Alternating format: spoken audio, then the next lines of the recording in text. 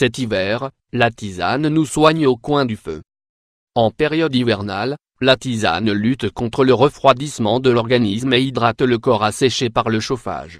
On se tournera vers les tisanes qui agissent contre les rhumes et les états grippaux, en préventif comme en curatif. Elles sont nombreuses. Tisane de thym, de romarin, d'eucalyptus, tisane de menthe poivrée, de sureau, de reine des prés ou encore tisane d'hysope, de lierre terrestre, d'origan ou de mauve. Sans compter les nombreuses épices qui réchauffent et stimulent comme la cannelle et le gingembre. Dans une tisane, le mélange d'environ 5 plantes différentes est intéressant du point de vue thérapeutique.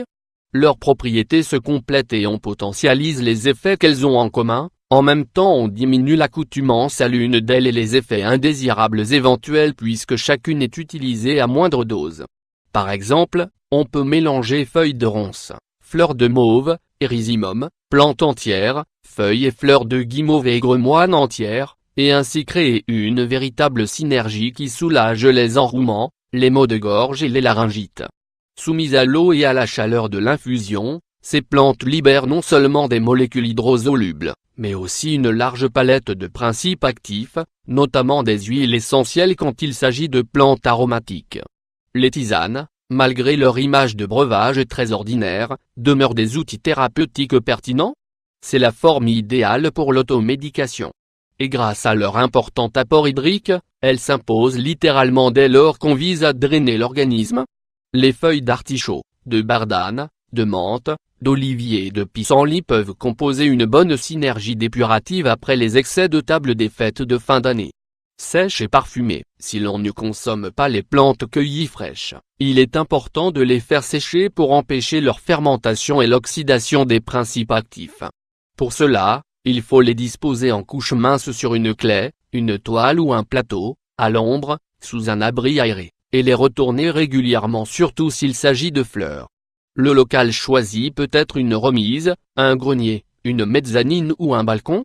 Dans ce dernier cas, on rentrera les plantes à la nuit tombée pour leur éviter la rosée du matin.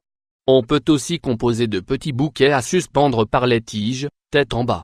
Idéalement, la température du local doit être supérieure à 20 points d'interrogation degrés C. La durée de séchage est généralement comprise entre 2 et 4 semaines. Les plantes séchées doivent être friables au contact. Si le climat est pluvieux, on peut utiliser un four à chaleur tournante, à température très douce, inférieure à 60 points d'interrogation degrés C, pendant environ 1 heure.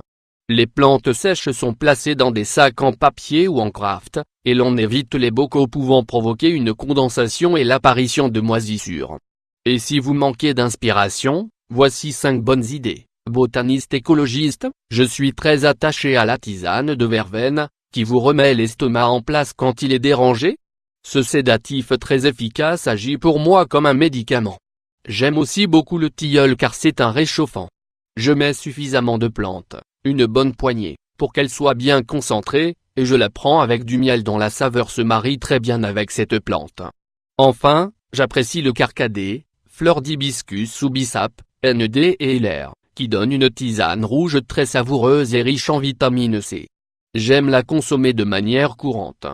Nous nous fournissons chez notre pharmacien et grand ami Jacques Florentin qui connaît admirablement les plantes. Le soir, et quand nous recevons des amis, cela fait partie du rituel.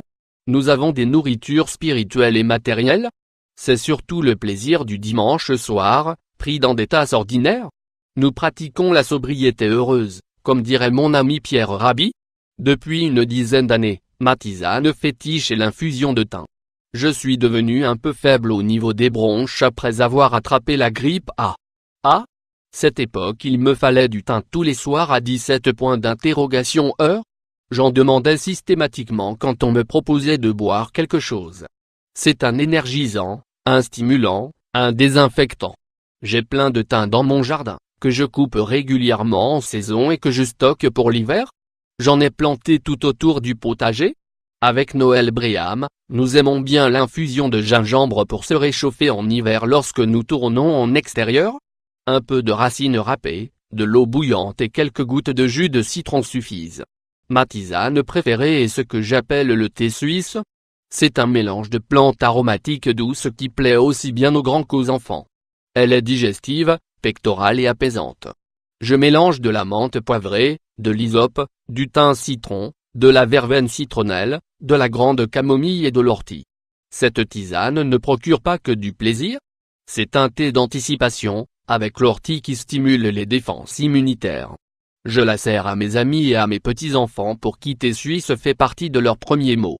Au fur et à mesure qu'ils grandissent, je mets moins de miel afin qu'ils sentent mieux le goût des plantes. Pour moi, sa saveur me rapproche de la nature. Jardinière et créatrice de tisanes, j'ai plusieurs tisanes préférées que je compose avec les plantes de mon jardin. Je mélange la mélisse, la sauge, l'origan et le basilic. J'aime cette tisane calmante, au goût rond et assez original grâce au basilic. J'associe aussi la menthe poivrée, la sauge, la camomille allemande et le bleuet. Quand je suis un peu malade, cela me remet d'aplomb. Et quand je suis vraiment souffrante, je prends tout simplement du thym. Pour le soir, j'ai une tisane très douce, dans laquelle le goût aromatique de l'agastache complète le mélange bienfaisant associant mélisse, verveine, camomille allemande et bleuet. J'aime beaucoup le tilleul car j'en ramassais avec ma grand-mère. Mais aussi parce que cette tisane est multifonction. Elle est anti-stress car elle contient un facteur neurosédatif, elle soulage les migraines avec ses acides aminés qui diminuent les sécrétions nasales, et grâce à son huile essentielle, le tilleul est à la fois antitussif et fébrifuge. En synergie avec la valériane et la camomille, on obtient un meilleur processus de détente grâce aux huiles essentielles et aux tanins. Pour lutter contre la fièvre, j'ajoute à ce mélange de l'anis et de l'eucalyptus. Je me suis intéressé aux tisanes et j'ai publié de nombreux livres sur le sujet pour plusieurs raisons. Je les considère comme des alternatives aux boissons énergétiques et autres sodas, néfastes pour la santé, dont les gens abusent de nos jours.